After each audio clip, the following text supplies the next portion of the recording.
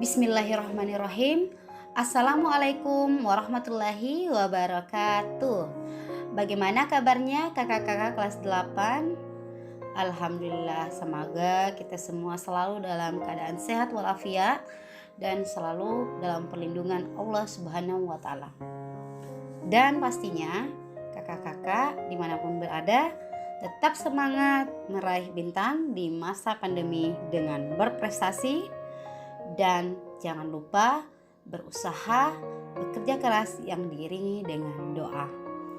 Nah, kakak-kakak bersiap belajar bahasa Indonesia. Untuk mengawali semester 2, mata pelajaran bahasa Indonesia yaitu bab teks eksplanasi. Adapun kompetensi dasar KD 3.9 dan KD 4.9 yaitu KD 3.9 mengidentifikasi informasi dari teks eksplanasi berupa paparan kejadian suatu fenomena alam yang diperdengarkan atau dibaca. KD 4.9 meringkas isi teks eksplanasi yang berupa proses terjadinya fenomena dari beragam sumber yang didengar atau dibaca. Baik, Ustazah akan menjelaskan tentang teks eksplanasi. Apa sih pengertian teks eksplanasi? Teks eksplanasi adalah teks yang berisi tentang proses, mengapa, dan bagaimana suatu peristiwa alam, ilmu pengetahuan, sosial, budaya, dan lainnya bisa terjadi. Suatu peristiwa, baik peristiwa alam maupun sosial yang terjadi di sekitar kita, tentunya selalu mempunyai hubungan sebab akibat dan proses. Lanjut, ciri-ciri teks eksplanasi.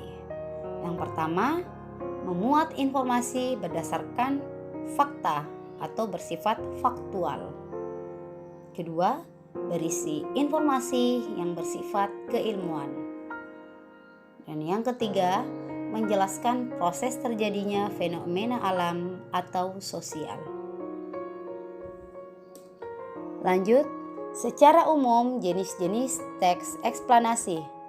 Yang pertama, teks eksplanasi berisi tentang penjelasan atau kronologi suatu peristiwa. Jawaban daripada pertanyaan bagaimana. Yang kedua, teks eksplanasi yang berisi tentang penjelasan atau kausalitas yang biasanya ditandai dengan jawaban dari pertanyaan mengapa. Lanjut. Nah, selain secara umum jenis teks eksplanasi tadi, ada juga pendapat lain tentang jenis-jenis teks eksplanasi, yaitu teks eksplanasi teoritis, sekuental, kausal, dan faktorial. Silakan kakak baca contohnya. Nah, tujuan teks eksplanasi yaitu yang pertama menjelaskan fenomena yang terjadi. Yang kedua, menjelaskan proses terjadinya sebuah fenomena atau peristiwa. Dan yang terakhir, menjelaskan sebab akibat suatu peristiwa. Baik, kita akan melangkah ke contoh teks eksplanasi. Nah, contoh teks eksplanasi judulnya misalnya tentang bencana alam, misalnya tanah longsor, kemudian tsunami, banjir, tentang sosial, misalnya pengangguran, tentang eksplanasi budaya dan pendidikan.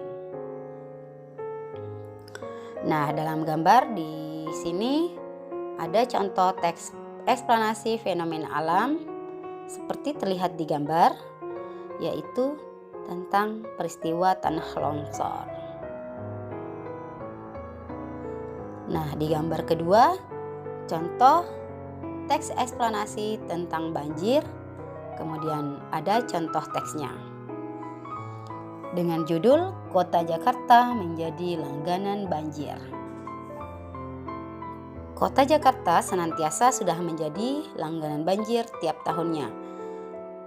Banjir ialah keadaan di mana tanah tidak bisa meresap air dengan sempurna sehingga air yang terletak pada permukaan tanah jadi tergenang. Air yang tergenang bisa menenggelamkan benda-benda ataupun material yang letaknya lebih rendah. Pada tingkat besar, banjir bisa menenggelamkan rumah apalagi memakan korban jiwa. Banjir di kota Jakarta jadi sesuatu perihal yang tidak heran lagi. Kondisi tersebut memporsir masyarakat untuk senantiasa siap menerima banjir kapan saja serta di mana saja. Banjir di Jakarta yang tepatnya kota padat jadwal menimbulkan terhambatnya kegiatan masyarakat serta apabila terjalin dalam jangka waktu yang panjang hendak menimbulkan kerugian ekonomi dan memunculkan banyak penyakit serta parasit. Tidak hanya disebabkan curah hujan yang lumayan besar serta berlangsung lama, banjir di kota Jakarta sendiri diakibatkan oleh sebagian aspek yang sistem irigasi yang kurang baik serta saluran air yang tersumbat. Sistem irigasi yang kurang baik di sini bisa dipaparkan sebab tertutupnya permukaan tanah yang bisa meresap air. Sebab pembangunan yang menyelimuti tanah memakai semen, sehingga air tidak bisa diserap. Sebagian besar taman rumah masyarakat Jakarta ditutupi oleh semen ataupun paving block, sehingga kala terjadi hujan, air hendak mengalir ke tanah yang lebih rendah ataupun hendak tergenang begitu saja. Aspek awal pula didukung dengan aspek kedua, yaitu saluran air yang tersumbat oleh sampah spesiralnya. Sampah yang tidak dikelola dengan baik hendak berakhir pada pembuangan ataupun saluran air. Lama-kelamaan, sampah pada saluran air ini hendak tertimbun serta kala terjalin hujan rimbun. Air hujan yang sepatutnya melewati saluran tidak bisa mengalir lagi sebab terhalang sampah. Ditambah lagi debit air hujan yang terus turun setelah itu hendak menimbulkan genangan yang terus menjadi besar serta terjadilah banjir. Sesungguhnya masih banyak aspek pemicu banjir lainnya, tapi dua aspek ini sangat dominan. Untuk mengatasi musibah langganan banjir yang terus terjadi di Jakarta, diperlukan rekonstruksi sistem irigasi dengan membiarkan tanah terbuka.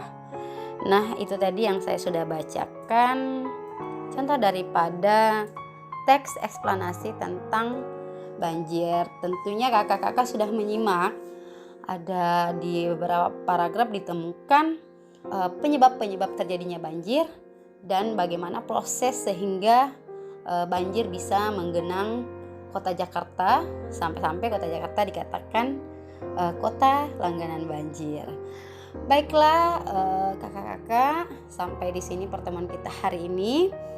Silakan kakak belajar secara mandiri, kemudian bisa mencari referensi lain di internet lagi tentang teks eksplanasi. Semoga bisa dipahami dan selamat belajar di rumah. Ustazah pamit undur diri. Wabillahi taufiq wal hidayah. Assalamualaikum warahmatullahi wabarakatuh.